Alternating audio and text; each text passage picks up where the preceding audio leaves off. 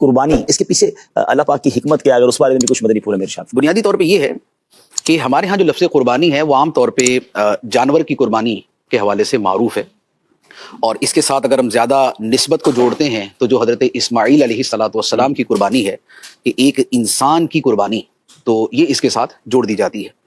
ورنہ اگر اس کو تھوڑا سا اس کو بیک گراؤنڈ کے اعتبار سے دیکھیں تو قربانی جو ہے وہ جیسے جانور کی ہے، اسی طرح انسان کی ہے اس کے اعتبار سے، اسی طرح مال کی ہے اس کے اعتبار سے، اسی طرح جذبات و خواہشات کی ہے اس کے اعتبار سے۔ واہ واہ واہ۔ تو یوں جو قربانی کا دائرہ ہے وہ بہت وسیع ہو جاتا ہے، اور اس کے پیچھے ہمارے دین کی بنیاد ہے وہ کیا ہے؟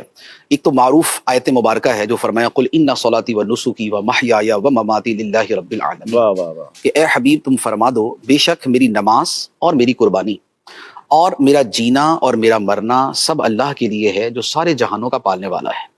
تو یہ آیت مبارکہ جو ہے یہ اس مفہوم میں ہے کہ بندہ مومن کی ساری زندگی ہی قربان ہے اللہ تعالیٰ کے احکام کے لیے اور اس کی رضا کے لیے۔ سبحان اللہ سبحان تو اب جب زندگی اپنے جملہ لوازمات و مناسبات کے ساتھ قربان ہے تو اب اس سے پیچھے کوئی چیز باقی نہیں رہتی۔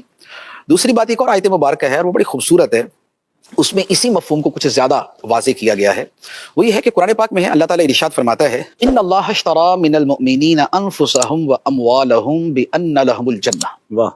بے شک اللہ نے مومنوں سے ان کی جانیں اور ان کے مال خرید لیے اس بدلے میں کہ ان کے لیے جنت ہے۔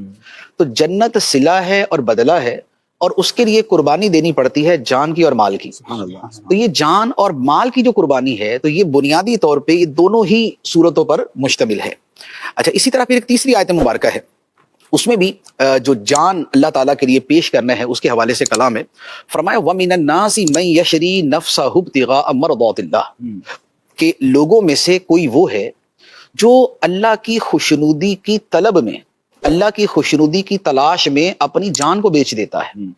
یہ ان صحابہ کرام کے بارے میں تھی کہ جنہوں نے اپنے مال اپنی جانیں اللہ کے لیے قربان کی، اور یہ کیوں تھا؟ ابتغاء مرضات اللہ، اللہ کی خوشنودی کی تلاش کے لیے۔ تو سب سے بنیادی چیز ہے خدا کو راضی کرنا، ٹھیک ہے، جو اصل الاصول ہے، جو تمام عبادتوں کی بنیاد ہے، جو تمام ریاضتوں کی بنیاد ہے، جو تمام مجاہدوں کا مقصد ہے، جو تمام قربانیوں کی حکمت ہے، وہ اللہ تعالیٰ کی رضا ہے۔ سبحان اللہ۔ اب وہ رضا جان کی قربانی کی صورت میں ہو، وہ مال کی قربانی کی صورت میں ہو، یا وہ کسی اور عبادت کی صورت میں ہو،